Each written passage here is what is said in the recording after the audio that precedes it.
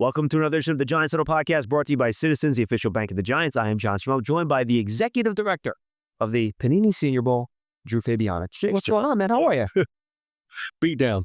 127 flight changes to get these guys here because of the ice storm, because of the whatever snowstorm, what do you want to call it? But the biggest piece was the ice in Dallas and the snow in Charlotte. And we had to scramble. And it was not, trust me, it was not just my efforts. It was efforts of everybody in the office. But we got them all here. I mean, yesterday we got Romello in, finally, Brinson from SMU. Now we're good. Absolutely. I mean, I was in an airport in Dallas for 12 hours on Monday trying to get here. I was on 4 different flights, finally got in. We're all here, though. That's what matters. So it's funny. We're sitting here in the convention center, and all the scouts are walking by us to go to meetings with these players. Yeah. Do you feel weird that you're not one of these scouts going to these meetings with these players, or have you just a non-scout life? I'm not missing that at all. But put it this way, all of them are thrilled that it's in the morning. I mean, because it used to be from 7 to like 11, and now we do it all in the morning, and now after practice, they're done, and I know they're going to dinner. I know they're having a good time. I mean, I know they're, working together as a scouting staff, but I mean, I think it's good. But no, trust me, I don't miss that at all. Then not that part. And I'm scratching that itch by evaluating these guys anyway. So I'm good. Well, that was even my question. With everything you're doing, I'm not sure you're the busiest person here. That might be Molly Middleton. She might be the busiest person here this week. Jared Gilmore. Okay. So maybe the third busiest person here this week then. Yeah. How much football do you actually get to watch as you're kind of making your rounds and doing all the work you have to do while practices are going on? During practice? Yeah. I probably got 30 minutes of the first practice yesterday, and I probably got 45 minutes of the second practice yesterday. But we did have every single general manager was here, except for Jacksonville and the Rams. Okay, those are the only two that didn't show. And the Giants, because he's trying to fill a coaching staff. Well, I'm sorry, Harbaugh. Correct. Yes. And I'm good with that. Yes. But we also had, now again, I know we're going to have a lot today too. I think there were 12 head coaches there yesterday. That's great. Plus we had a gold jacket on the sideline. I don't know if you noticed, Ray. Yeah, I missed that. Who was on the sideline? Jason Taylor. Oh, okay. Yeah. Hard to miss. Yeah. He was here last year when his son was here, I know too. Yeah. Well, again, he thought Ruben and, Messator were going to be here too. But again, I don't think, again, it's hard for some of those guys because that was like 27 weeks. The season goes so long. 27 weeks. I mean, those guys were beat up. I mean, they called me and put it this way. Everybody said, well, you announced him, one day and he pulled out the next. No, we announced it. He took the invitation. Ruben Bain took the invitation and started December. I mean, he wanted to play.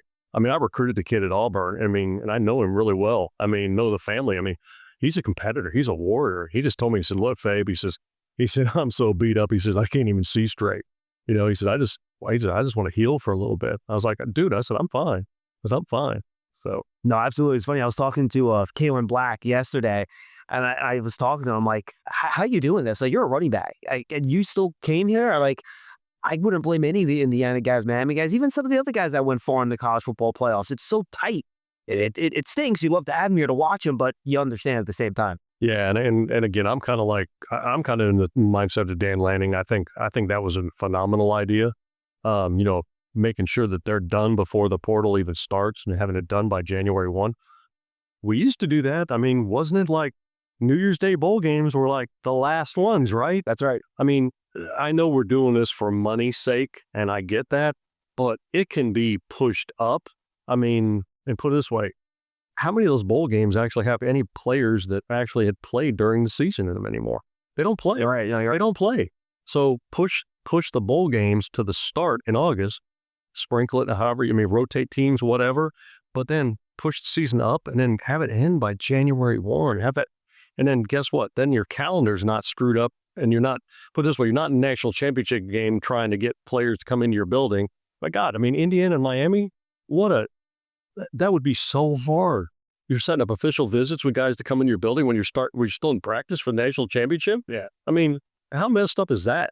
No, it is. It is not a good thing. And guess what? I'm not in the NCAA. I'm not the commissioner of the SEC or the Big Ten. But we can make that happen if you want. Well, I'll tell you what. I'd love to run the SEC. I really would. I mean, I love Greg Sankey, but please sign me up for that. I'd love to run the SEC. Yeah. All right, so let's talk about some of the players, either from what you've seen or from what some NFL scouts and general managers have told you. Who are some of the guys that maybe have really flashed, that maybe people weren't expecting to flash, that have really kind of helped themselves, you think, so far early this week? Well, I'll tell you what, I think that, and again, this is what they said, and, I thought I was being a little biased when I thought the same thing. I don't think there's a guy that's out of place on this roster at all. Yeah. And normally you come in and, whether it's, any all-star game, you go, yeah, that guy probably doesn't belong there. Well, I think everybody belongs. The kid from, John Carroll, the Tyron Montgomery, He's one of the top 2 or 3 receivers here. I mean, he's shown that he's belonged. I mean, Ted Hurst has shown that he's belonged. I mean, Charles Deming has been really good. I mean, at corner. I mean, which I kind of knew was going to happen, but again, I can't believe he was a Stephen F last year. I mean, I would pulled his ass out in a second to be in a P4 school. I talked to him today, by the way. What a character! Oh, that kid, right? He is a great kid. Malachi Fields has done a really good job. Jaden Hott has shown up, and Pass protection, he's been phenomenal about it. yeah. And the thing I went off of his Cal tape, and I also went off because I tried to sign him out of the portal when I was at West Virginia. So I was like, I knew what he was. I was like, okay, he doesn't have a lot of production. I found out why. Jim told me. I was like, okay, good. We're good. I'll invite him. Anacha, the tackle from Arizona State. Like you said, Daryl Jackson had a good rep yesterday, but Stevens, Dunker, I mean, all those dudes in the offensive line. I mean, Caleb Rutledge, I mean, they've all shown up, and it's been a really good group. Zion Young, has done a really good job. More from Michigan. Yeah, and did TJ Parker. I mean, and we talked about this. I mean, the ends, Romello Height. I mean, it just goes on and on and on because, these dudes are dudes, and they're showing they are. And that's what I'm thrilled about. The backers have been good. I mean, I hadn't seen, Kyle Lewis, my God. I mean, 2 picks already, if I remember right. What is he? Is he a will linebacker? Is he a big nickel, or is he a strong safety? I mean, he can play it all, and he's impactful. I mean, he's done a really good job. Kilgore, the safety, the kid, I mean, I can't remember. I'm sorry, I'm blanking on the Oregon State kid that I added. He had a great day yesterday too. The safety you're talking about. Yeah, he had a great day yesterday too. So, I mean, pretty pleased with a lot of them, and, I could go on, and I'm being biased, but, I'm not, because I kind of knew what these guys were when I was bringing them in. So watch them in practice. I'd love to see more. I just get pulled in so many different directions that, I got to handle this. I got to handle that. I mean, and again, my staff's wonderful, but, I got to take care of some things sometimes. Huddle up, get in here. If you're lined up here, you got to go over the middle with it to score. Right. How do we make that happen? I don't know, but Citizens does. Make sense of your money with Citizens, official bank of Eli Manning. Of course. I mean, you mentioned the edge group, and that to me is what's really stood out. I think Romello Height, I'm going to put him to a separate group. He's kind of like your twitchier, smaller speed rusher. Well, I think he's an outside backer in a 3-4, and I think the worst he is a situational pass rush guy. The worst he is. I agree. And I remember I talked to him 2 days ago. He goes, look, I want to show teams I can step in. He wants to be more than that, right? But your group of powerful edge rushers, right? You go from, you mentioned TJ Parker, Zion Young. I know Moore's not the biggest guy, but he plays a great power. Does. Danny Dennis Sutton for Penn State, absolutely, he's a power. The amount of long arm bull rushes I've seen during one-on-one, and we haven't seen those guys with that body type at that position, as many of them come out in recent years. I think it's a very unique group in that way. I agree, and I'll tell you what, I know you probably noticed this too. My bias also showed up at receiver and also showed up at corner, because I got some monsters at receiver and I got some monsters at corner. There's not many dudes at corner right now that are below 5'11". Okay, not many. I think I was 2. So I mean, you're right about the edge rushing group, but I think the corners are a little underrated. I also think that the tight end group is a really good group this year too. Not just here, but in the draft overall. It's not a flashy tight end group though. They're just good football players. Yeah, but there's something that, put it this way, I think there's 3 legitimate wide tight ends in this group. And I can't remember many years that we sat there and, hey, how many Ys are out there? There weren't a lot of them. There are a lot of FH type guys, but now it's like, we got guys that can kind of do everything. I mean, Nate Boerkircher, Cuevas is an FH guy, but, even Roush. I mean, those are guys stick their hand in the dirt and they can block. I mean, Kazmarek, I mean, he's a Y. I mean, you like guys like that, and then I got the sprinkling of the Jollies, the Cuevas is their FH guys. So I think it's a good group. Oh, is he all right? Another, yeah, I told you, he's an FH guy. Yeah. I mean, all of them have shown up and they've done a really good job. Now, some of them cannot set an edge. That's not there, but they're in 3 years, maybe they'll get there. Maybe, but there's 3 that can, right? You know what I mean? Already. So, I mean, I've been thrilled with that group too. So, again, you're right. I love the defensive ends, but, I'll tell you another thing too. There's probably 3 starting safeties in the league in this group too, I think. And, What do you like at safety? I like Saiki. I mean, I like Ramsey. I mean, gosh, I like Kilgore. I mean, seriously, I think that safety group is a really good group. Now they're different types. Like Zaiki's a free, Kilgore's strong, I mean, Ramsey's both, so that's a good thing for him. But like I said, thrilled to death with this group so far. And again, I'm not blowing smoke up, myself or whatever, but, I got a really good group of evaluators. I got a really good group of area scouts. I got a group of the scouting assistants that this isn't a one-man show, but of course, but I can tell you, I've watched every damn player that's on this roster, A couple positions. You mentioned the corners. I thought the Ohio State corner, even this inside of really good a couple of days, and he hasn't a flag thrown on him yet, which I know was important to him heading into this. And I think he had one yesterday. did he have one yesterday? I must have missed it. I was watching it. And he was because I was in the back end. I was standing right. I think he did. okay. Yeah. And then I think Chris Johnson from San Diego State, man. Oh, like that guy is in fleet. Like he is catch-up speed. He gets his head around to play the ball in the air, and I think it's a really good group.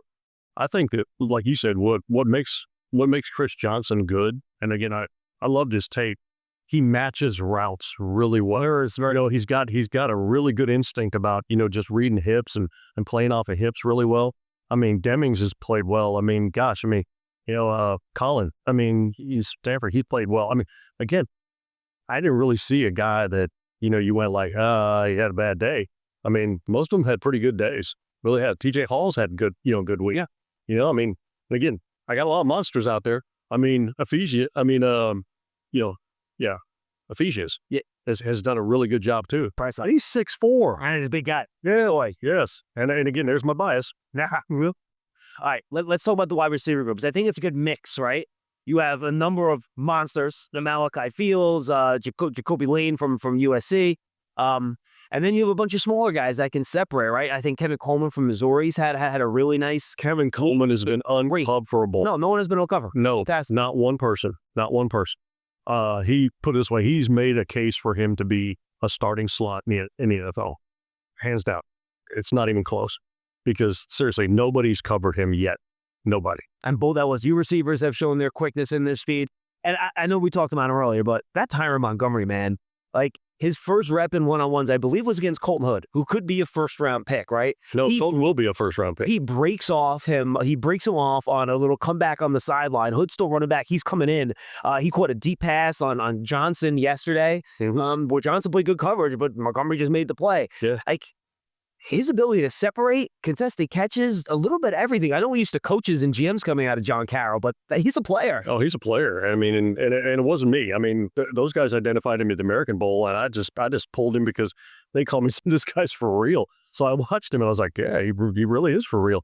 I'll bet you. Now, again, I don't know if he'll get a combine invite because I'm pretty sure he probably didn't get written to start out with.